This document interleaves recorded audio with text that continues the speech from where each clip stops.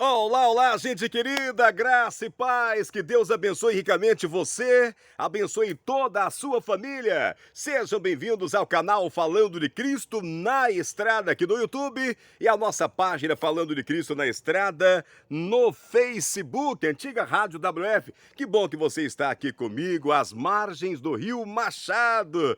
É isso mesmo, eu estou aqui na rodovia entre a cidade de Rolim de Moura e a BR-364, e aqui tem esse lindo rio, que é o Rio Machado, o rio mais importante da nossa região. Estou no local que por muitas vezes acampei aqui. Eu amo pescar e um dos meus lazeres é passar momentos assim com a natureza, né? Vendo, sentindo a criação perfeita de Deus, esse Deus amoroso que tanto nós pregamos. Sejam bem-vindos, compartilhe aí. Eu preciso que você nos ajude a pregar a palavra de Deus. No Facebook já ultrapassamos a marca de 5.000 pessoas seguindo. Continue compartilhando, convidando. Vamos dobrar esse número aí no Facebook. Agora, no YouTube eu preciso de você, tá? Nosso canal é pequenininho no YouTube, né? Então eu preciso que você nos ajude aí também no YouTube, seguindo o nosso canal. Pessoal, tá aí no Facebook? Dá um pulinho no YouTube, passa a ser o seguidor do nosso canal no YouTube, Falando de Cristo na Estrada. E você que já está aqui comigo no YouTube, muito obrigado. Assista o vídeo até o final, é importante para que o YouTube reconheça aí, né, a importância, a relevância do vídeo e comece a indicar também para outras pessoas. Em minhas mãos, a Bíblia, velha companheira, nossa amiga de sempre, lâmpada para meus pés e luz para o meu caminho, é a palavra de Deus. Se você ainda não me conhece, eu sou o Vanderlei Francisco e do outro lado sempre a minha esposa querida Dona Vilma. Vamos orar? Vamos falar com Deus? Querido Deus, amado Pai, em sua presença, pedimos perdão pelos pecados e falhas e lhe agradecemos pela oportunidade de estarmos aqui às margens desse rio maravilhoso para dividir a sua palavra. Que o seu Santo Espírito nos capacite e que ele seja com cada um que está assistindo agora e com todas as famílias aqui representadas. É o que te pedimos em nome de Jesus. Amém. Amém? Meus irmãos, em minhas mãos também, o nosso estudo, né? Durante 90 dias nós vamos estudar a verdade presente no livro de Deuteronômio. Eu já fiz 2 vídeos, um prefácio falando do livro, como ele chegou até nós. Ele não foi assim, né? A vácuo tem todo um contexto por trás do livro de Deuteronômio.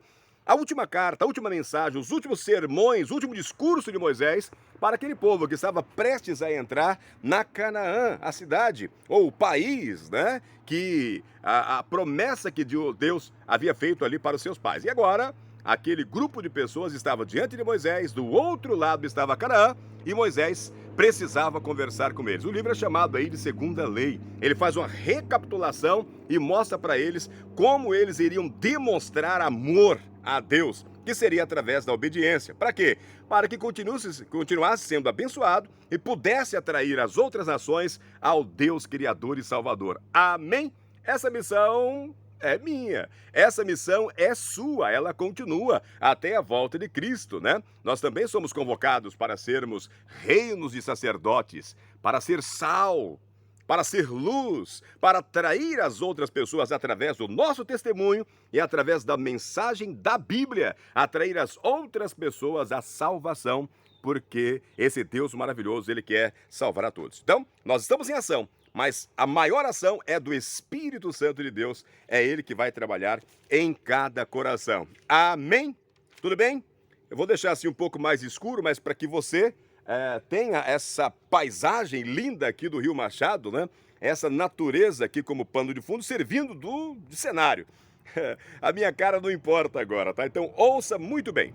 Olha, nós falamos nas lições anteriores, falamos em amar, em ser amado, né? Que Deus é amor e ele mostra esse amor dando liberdade aos seres criados. Tanto foi assim no céu com os anjos, também aqui na terra com Adão e Eva. Tanto Lúcifer não fez uma boa escolha com essa liberdade, Adão e Eva também não fizeram uma boa escolha, né? Preferiram desobedecer a Deus.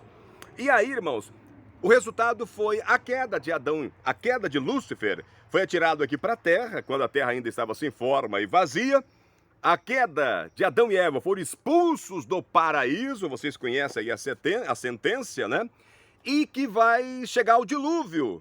E ali as pessoas que não aceitaram a proposta de Deus de se arrepender, de se converter, de entrar naquela arca, né, e ser salvo, eles não quiseram ser salvos. E o anjo vai e tranca a porta pelo lado de fora. A porta da graça, ela se fechou para eles, né? Então, mesmo que Noé quisesse naquele momento, não tinha mais como salvá-los. Por quê? A porta estava fechada pelo lado de fora. A porta da graça um dia vai se fechar também. Nós estamos estudando. O dia nem a hora nós não sabemos. Mas pode acontecer daqui a pouco para mim e para você, se a gente morrer. Ou antes da vinda de Jesus, né? Um pouco antes, ele vai pegar o incensário, jogar na terra e falar: ó, está feito, está feito. E a porta da graça se fecha e virão as 7 pragas. Agora não será mais o dilúvio, mas serão as pragas, ok? Quando as pragas caírem, é porque a porta da graça já está fechada e não vai ter mais como se salvar. Então, o dia da salvação é quando? Segundo a palavra de Deus, qual é o dia da salvação? É hoje, para mim e para você. E depois, irmãos, depois do dilúvio, né, a família de Noé, tem aquela questão que eu deixei bem no finalzinho do último vídeo, falando ali da Torre de Babel, mas logo em Gênesis capítulo 11, nós vamos ter aí a primeira menção, vai aparecer pela primeira vez a genealogia contando a história de Abraão. Começa aqui, né, em Gênesis capítulo 11. Mas eu quero chamar você para ler. Leia aí na sua casa, Gênesis capítulo 12, do verso 1, 2 e 3. Esses versos são importantes, né? Agora, olhando para a cruz, a morte de Jesus e a pregação do Evangelho, como entendemos o que Deus prometeu fazer por meio de Abraão? Lembra o que Deus prometeu fazer por meio de Abraão? Ele disse que todas as famílias da terra seriam abençoadas por meio de Abraão. Isso aconteceu pelo descendente de Abraão, Jesus Cristo, irmãos. Isso mesmo. A salvação viria de um descendente de Abraão para cumprir a promessa de Gênesis capítulo 3, verso 15, promessa que Deus fez para Adão, Eva, e Lúcifer também estava presente. Ele falou: olha, o descendente de vocês virá para esmagar a cabeça de Satanás. Você, Satanás, né, na pessoa da serpente, ele pode até ferir o calcanhar de Jesus, mas virá o descendente, irá esmagar a sua cabeça. E essa promessa, ela vai percorrer toda a Bíblia. Você vê a história de Noé. A história de Noé é a história da preservação da vida humana para cumprimento da promessa de Deus, porque senão não tinha salvação, era necessário a morte, era necessário o derramamento de sangue. Bom, isso eu já contei para vocês, né? Agora, Abraão é levantado para continuar com essa missão e através dele, através da sua descendência, essa promessa do Messias vindouro iria acontecer e aconteceu. Para eles era uma promessa, era uma profecia, mas para você e para mim é história. Jesus já veio, meu irmão, glória a Deus por isso. Ele já assumiu o seu e o meu lugar naquela cruz. Houve derramamento de sangue, houve morte, mas houve ressurreição. E agora ele é o nosso advogado, ele está no céu intercedendo por mim e por você. Glória a Deus por isso. Que maravilha, a promessa foi cumprida. Agora, através de famílias disfuncionais, né? Através de famílias disfuncionais, tá? Quando nós olhamos para a missão que Deus deu para Abraão, nós vamos ver aí os descendentes de Abraão, né? Famílias realmente irregulares, disfuncionais. Já estudamos isso aí na lição anterior, falando da família de José, né? O apóstolo Paulo, escrevendo para os irmãos da galáxia, ele diz: saibam, portanto, que os que têm fé é que são filhos de Abraão. Ora, tendo a Escritura previsto que Deus justificaria os gentios pela fé, pré-anunciou o Evangelho a Abraão, dizendo, o que Deus falou para Abraão? Em você serão abençoados todos os povos, de modo que os que têm fé são abençoados com o crente Abraão. Amém? Amém? Pois é, meus irmãos. Essa era a missão de Israel. Continua sendo a minha e a sua, Israel espiritual. A missão não acabou. Qual é o foco dessa lição? O chamado de Abraão foi expresso pela primeira vez em Gênesis capítulo 12. A maior parte do restante desse livro é a história de seus descendentes, uma geração disfuncional, uma após outra, criando famílias conflituosas, e ainda por meio delas a promessa foi cumprida, atingindo um ponto crucial com o chamado de Moisés. É isso mesmo, né? Nós vamos ter Deus depois chamando Moisés para continuar com essa missão. E agora Moisés precisava libertar o povo do Egito. E com o poder de Deus, você vai ter, né? A Bíblia registra a libertação do povo do Egito. E aí, quando você vai para Atos capítulo 7, leia depois, agora não, daqui a pouquinho, leia aí. Atos capítulo 7, do verso 20 até o verso 23, é uma visão estrondosa de Estevão, né? A descrição do Marte Estevão sobre Moisés e o êxito. E aí a pergunta, como tal descrição se relaciona com a promessa de Deus a Abraão? Leia Atos capítulo 7, do verso 20 até o verso 36. Ó, tá bem riscada a minha lição aqui, né? Eu respondi, Israel tinha o conhecimento do Deus verdadeiro e deveria pregar esse Deus ao mundo. Israel deveria atrair com o seu testemunho todos os povos, deveria conquistar, deveria resgatar, trazer todas essas nações para ser também reinos de sacerdote, para ser povo de Deus. A missão continua. Você e eu somos convocados para continuar com esta missão, irmãos. E o autor coloca o foco aqui, né? Nesse mundo impregnado de ignorância, erro e escassez de conhecimento da verdade. E olha que as coisas não mudaram desde 3.000 anos atrás aí, né? Não mudaram muita coisa, né? Concorda comigo que não mudou muito? O Senhor chamou seu povo, a semente de Abraão do Egito, por meio dele proclamou ou procurou não apenas preservar o conhecimento da verdade, isto é, o conhecimento dele, Yahvé, e do plano da salvação, mas também difundir esse conhecimento para o restante do mundo. Então, Deus tirou eles lá do Egito, né, para que eles tivessem conhecimento da verdade, tivessem conhecimento de Yahvé, tivessem conhecimento do plano de salvação, mas não só para isso, para difundir tudo isso também para o mundo. Essa é a missão, né, Ide? E pregar o evangelho para todos os povos, nações, tribos e línguas. Amém? Meus queridos, depois ele vai tirar o povo do Egito e agora ele leva o povo para o Sinai. E ali vai acontecer a aliança. E Êxodo capítulo 19, verso 4, Deus diz, vocês viram o que eu fiz aos egípcios e como levei vocês sobre asas de águia e os trouxe para perto de mim? Olha que pergunta Deus faz ali para o povo, né? Agora, por que o Senhor operou esse resgate impressionante da nação? O próprio Moisés disse, já houve um Deus que tentou ir tomar para si um povo do meio de outro povo, com provas, com sinais, com milagres, com lutas, com mão poderosa, com braço estendido e com feitos espantosos, segundo tudo que o Senhor Deus, seu Deus fez por vocês no Egito, como vocês viram com seus próprios olhos, Moisés, né, chamando a atenção, vocês viram outro Deus fazer o que o Deus Criador, que o Yahvé fez por alguém, por alguma outra nação, com mão forte, com mão poderosa? Claro que não, né? Irmãos, leia Êxodo capítulo 19, do verso 4 até o verso 8. Por que o Senhor chamou o seu povo do Egito?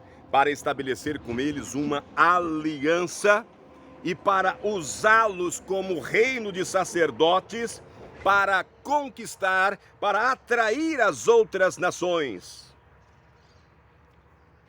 Eles eram abençoados para abençoar também os outros povos. E eles não entenderam a sua missão. Eles guardaram Deus numa caixinha só para eles. Pois é. Será que nós não estamos fazendo a mesma coisa? Será que não estamos guardando Deus apenas para nós, ou só para nossa família, ou só para nossa igreja?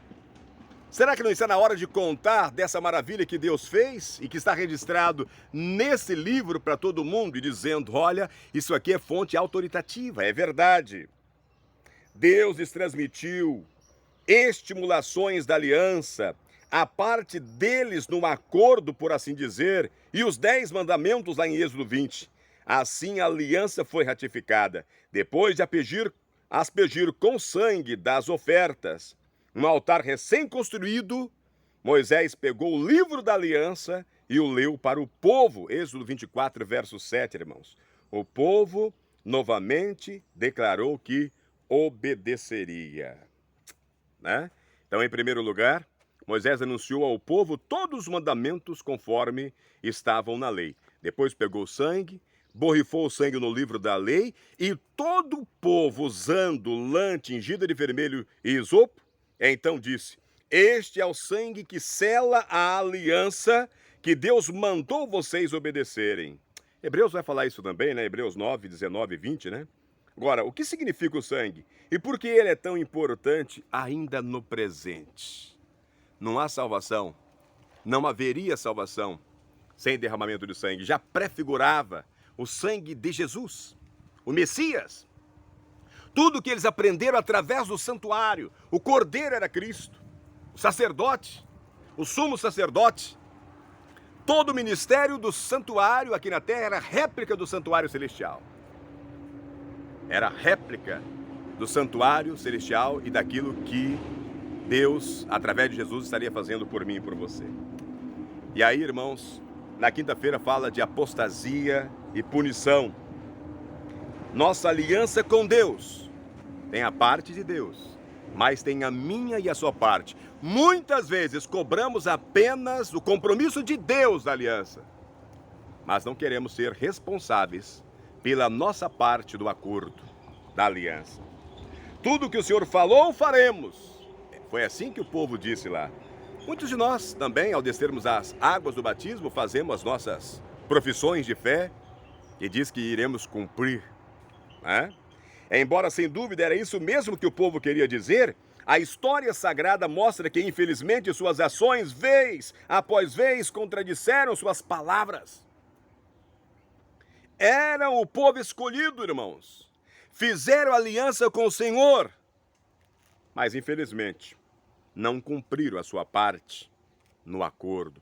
Infelizmente, eles eram o povo escolhido, eles fizeram aliança com o Senhor, mas não cumpriram a sua parte no acordo. Talvez eu esteja falando para irmãos, membros aí de qualquer denominação religiosa. Eu já falei para vocês, eu não prego placa de igreja. Mas eu sei que você também faz parte dessa família. Você é povo escolhido. Você foi escolhido para ser mordomo, gerente de Deus aqui na terra, para ser sal, levar sabor na vida das pessoas, para ser luz, para ser esperança na vida das pessoas. Talvez eu esteja falando com alguém que já fez esse pacto, ele já fez essa aliança com o Senhor. Mas talvez eu esteja falando com pessoas que não estão cumprindo a sua parte no acordo que ele fez com Deus. Qual foi o componente crucial para Israel em relação à aliança de Deus? Qual foi o componente ideal? Leia Êxodo capítulo 19, irmãos, verso 4 e verso 5. Ali fala da obediência a Deus, reconhecer quem é Deus, reconhecer o que Deus fez, o que Deus faz por nós, e retribuir esse amor a Deus em forma de obediência. Obediência. É assim que você demonstra o amor a Deus, obedecendo a Deus. O chamado para obedecer a Deus, guardar a sua lei, não era legalismo naquele tempo, tão quanto não é agora. Leia, anote aí. Leia Mateus capítulo 27, ou Mateus capítulo 7, do verso 24 ao verso 27. Mateus 7, do verso 24 ao verso 27. João capítulo 14, verso 15. Tiago capítulo 2, verso 20. Romanos capítulo 6, 11 e 12. Então, irmãos, o chamado para obedecer a Deus, guardar a sua lei, não era legalismo naquela época, não é legalismo hoje. E ainda assim, repetidamente, os filhos de Israel falharam em cumprir a sua parte. E os filhos de Israel espiritual, ainda hoje, que estamos aguardando a Canaã celestial, ainda hoje, apesar de todo o conhecimento, estamos falhando também em cumprir a nossa parte, infelizmente.